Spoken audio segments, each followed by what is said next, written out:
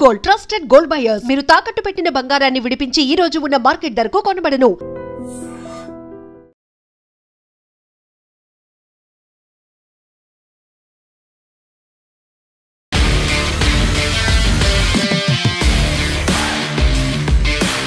నమస్తే, welcome to iDream weekend update with Kavitha. మనతో పాటుగా ఉన్నారు foundation for democratic reforms founder doctor Jayaprakash Narayan గారు.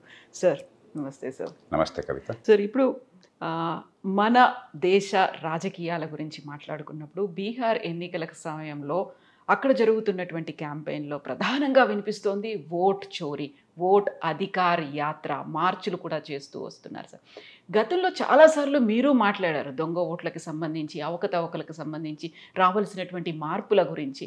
ఇప్పుడు ఎందుకు కేవలం బీహార్ ఎన్నికల్లో ఎజెండాగా మాత్రమే ఓట్ చోరీ అనేటువంటి అంశం కనిపిస్తోందంటారు? ఒక విషయం నేను చాలా స్పష్టంగా చెప్పాలి కవిత. మన ఓటర్ లిస్టులో తప్పులు ఉన్నాయి. ఈ మాట మొట్టమొదటి బయటపెట్టింది 1999లో లోక్సత్తా. ఆనాడు గ్రామీణ ప్రాంతాల్లో దాదాపు 10-12% పొరపాట్లు ఉన్నాయి. పొరపాట్లు అంటే ఇవన్నీ కూడా మోసం కాదు, అయితే ఉండవలసిన పేరు లేదు, అర్హత ఉన్న పేరు లేదు, లేకపోతే తీసేయవలసిన పేరు తీసేయలేదు, చనిపోయిన వాళ్ళు కానీ ఊరి నుంచి వెళ్ళిపోయిన వాళ్ళు కానీ. ఇవన్నీ కలిపితే 10-12% ఆనాడు బయటపడ్డాయి. పట్టణ ప్రాంతాలు 45%గా ఉన్నాయి. 40 మహానగరాల్లో. అది హైదరాబాదులో ఉన్నాయి, బెంగళూరులో ఉన్నాయి, చెన్నైలో ఉన్నాయి, బాంబేలో ఉన్నాయి, మరి బెంగాల్లో చూసాము, కోల్కతాలో. దాదాపు కాస్త అటు ఇటుగా అదే పరిస్థితి. అంటే జాగ్రత్తగా చెప్తాను, ఉండవలసిన పేరు లేకపోవటం. పట్టణాల్లో ఎక్కువ, ఎందుకంటే ఎవరి మొహం ఇంకోటి తెలియదు. గ్రామాల్లో కనీసం అందరూ తెలుసు కాబట్టి ఓటర్లు పార్టీ కార్యకర్తలు పనుకుని కొంచెం ఓటర్ల జాబితా సరి చేస్తారు. అక్కడ ఉన్నాయి. కానీ అప్పుడు దాని మీద చాలా ఒత్తిడి తీసుకొచ్చాం. అప్పుడు ఇంకా ఓటర్ గుర్తింపు కార్డులు దేశం అంతా అందరికీ వర్తించే ఏర్పాటు చేయాలి. లోక్సత్తా ఒత్తిడి మీదే సార్వత్రిక ఓటర్ గుర్తింపు కార్డులు వచ్చినాయి దేశం అంతా కూడా. మీరు గమనిస్తే ఓటర్ గుర్తింపు కార్డులు ఉన్న కొద్ది దేశాల్లో భారతదేశం ఒకటి, ఫోటోతో సహా. అలాగే ఓటర్ జాబితాలో ఓటరు ఫోటో కూడా ముద్రించే ఏకైక దేశం కావచ్చు భారతదేశం. అలాగే ఎన్నో రకాలైనటువంటి పొరపాటు దొరకకుండా ఏర్పాట్లు ఉన్నాయి. పోస్ట్ ఆఫీస్ నోడల్ చేసిన ఉండాలని గట్టిగా పట్టుబట్టాం. కొంతకాలం పాటు అది కూడా నడిచింది. ఈ మధ్య డిజిటలైజేషన్ వచ్చింది, పరిస్థితి చాలా బాగుపడ్డది.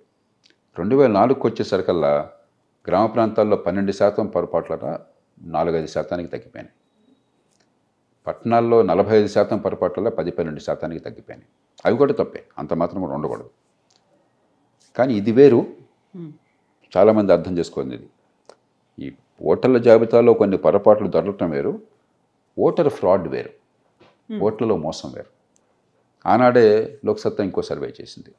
ఓట్లు వేసినట్టుగా నమోదైన వాళ్ళ పేర్లు ఉంటాయి కదా పోలింగ్ బూత్లో, వాళ్ళ పేర్లన్నీ తీసుకుని ప్రతి ఇంటికి వెళ్ళాం, ప్రతి మనిషి దగ్గరికి వెళ్ళాం.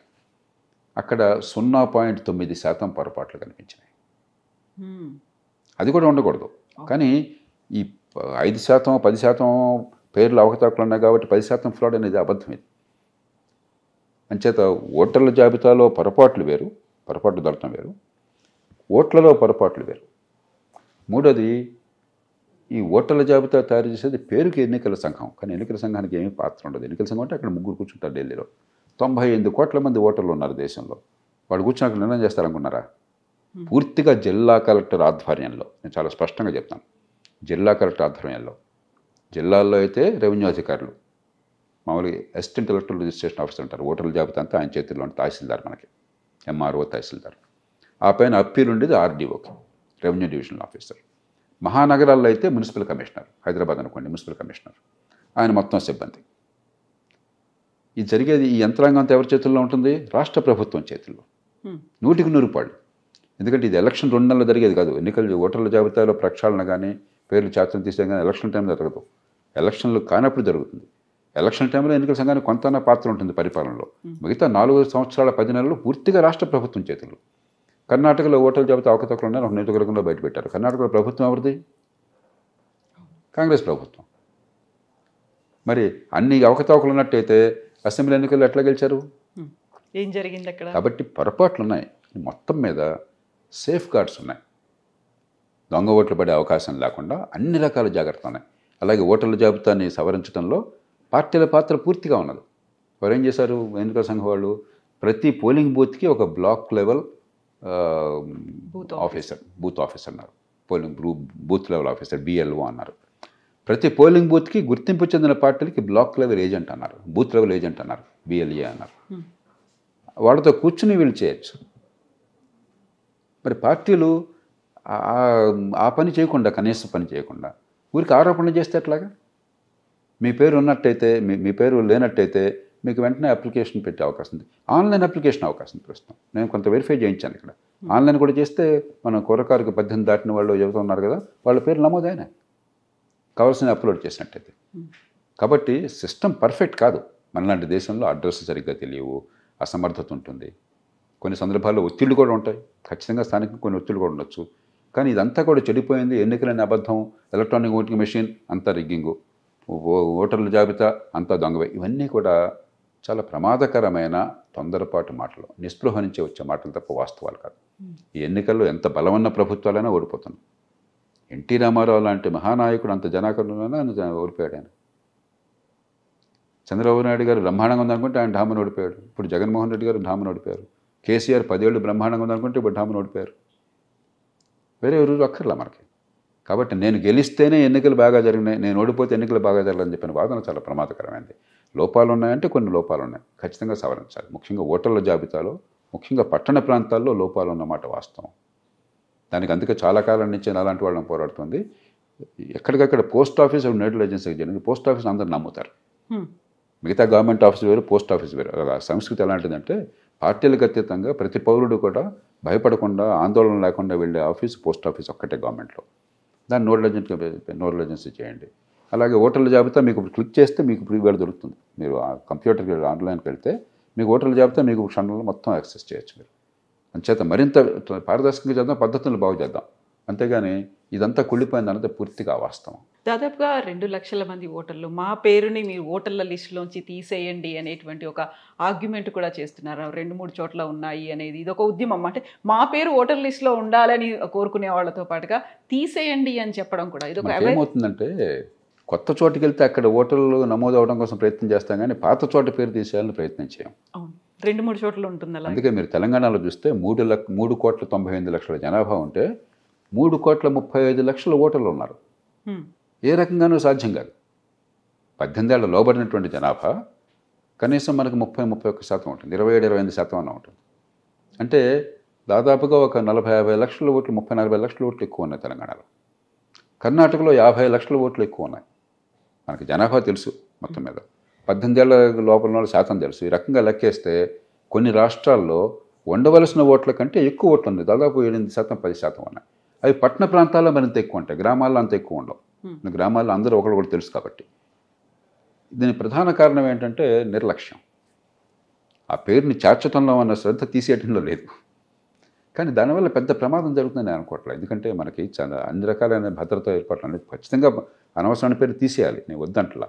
కానీ దానివల్ల ఎన్నికలేమి గందరగోళం కావట్లా. మీకు ఓటర్ గుర్తింపు కార్డు కావాలి, అక్కడ పోలింగ్ ఏజెంట్ ఉంటాడు, తర్వాత మీకు ఈ మార్క్ వేస్తారు, ఇండెలిబుల్ మార్కు. అక్కడక్కడ అడపదడప చిన్న చిన్న పొరపాటు జరగచ్చు, కానీ మొత్తం మీద ఎన్నికల్లో అవకతవకలకు పెద్ద అవకాశం లేదు. కానీ ఓటర్ల జాబితా మాత్రం ప్రక్షాళన చేయడం అవసరం. ఇప్పుడు 30 ఏళ్ల క్రితమే నేను గట్టిగా దాని గురించి మాట్లాడాను. మొట్టమొదటి దేశంలో సర్వేలు చేసి ఎన్నికల సంఘం మీద దండెత్తిన వాడిని నేను.